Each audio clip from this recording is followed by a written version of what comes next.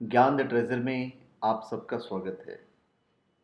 और हम आपको बताएंगे कि महाभारत में संक्रांति के बारे में लिखा है कि अगर आप कुछ उपाय कर लेंगे तो इससे दरिद्रता दूर होती है।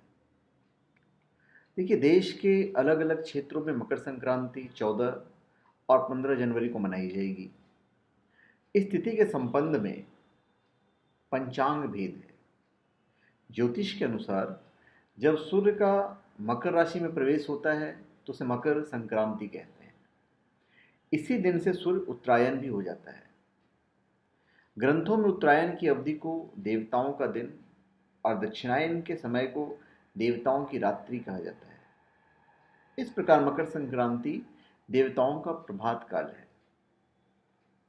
महाभारत के अनुशासन पर्व में लिखा है, माघे मासी महादेव्यो ददाम घृत कमलम स भुक्त्वा सकलान भोगान अन्ते मोक्षम च विन्दति। माघे मासे तिलाय यस्तु ब्राह्मणभ्य पृच्छति सर्वसत्व समाकीर्ण नरकम स न पश्यति। तो इस श्लोक के अनुसार मकर संक्रांति पर गंगाजल सहित शुद्ध जल से स्नान आदि के बाद भगवान विष्णु का पुष्प अक्षत एवं विभिन्न पूजन सामग्रियों से पूजन करना चाहिए। साथ ही विष्णु सहस्त्रनाम स्तोत्र का पाठ करना चाहिए। इस दिन घी, तिल, कंबल, खिचड़ी के दान का विशेष महत्व है। इन चीज़ों का दान करने वाले व्यक्ति को सभी देवी देवताओं की विशेष कृपा प्राप्त होती है और पैसों की तंगी से मुक्ति मिलती है। इस दान से मोक्ष की प्राप्ति होती है। मैं आपको मकर संक्रांति की कुछ खास बातें बताता हूँ। मकर संक्रांति पर गंगा स्नान तथा गंगा तट पर दान का विशेष महत्व बताया गया है। तीर्थराज प्रयाग में मकर संक्रांति का मेला तो विश्व विख्यात है।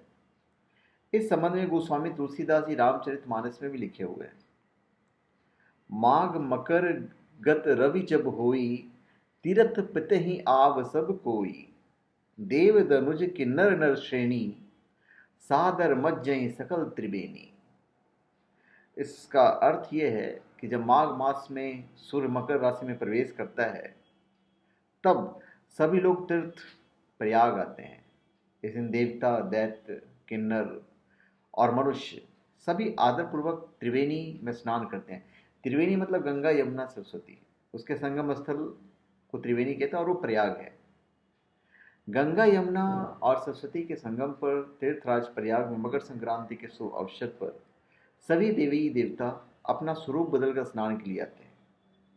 यहाँ मकर संक्रांति पर स्नान करना अक्षय पुण्य प्रदान करता है।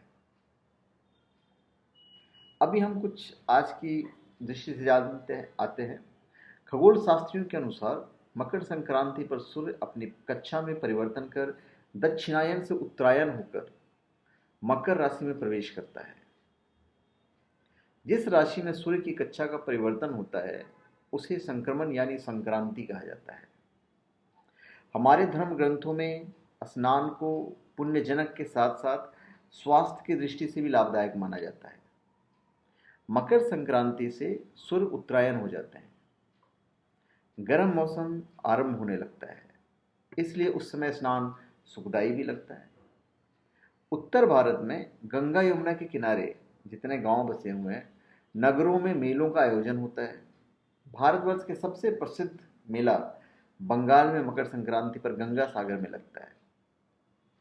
गंगा सागर के मेले के पीछे एक पौराणिक कथा है कि इस दिन गंगा जी स्वर्ग से उतरकर भागीरथ के पीछे पीछे चलकर कपिल मुनि के आश्रम में जाकर सागर में मिल गई थी। गंगा जी के पावन जल से ही राजा सगर के 60,000 शापग्रस्त पुत्रों का उद्धार हुआ था। इसी घटना की स्मृति में तीर्थ गंगा सागर के नाम से विख्यात हुआ और प्रतिवर्ष मकर संक्रांति पर गंगा सागर में मेले का आयोजन होने लगा। इसीलिए कहते हैं, सारे तीर्थ बार बार, गंगा सागर एक बार। तो धन्यवाद। आप हमारे चैनल पे सब्सक्राइब करें और अपने कमेंट दीजिए। धन्यवाद।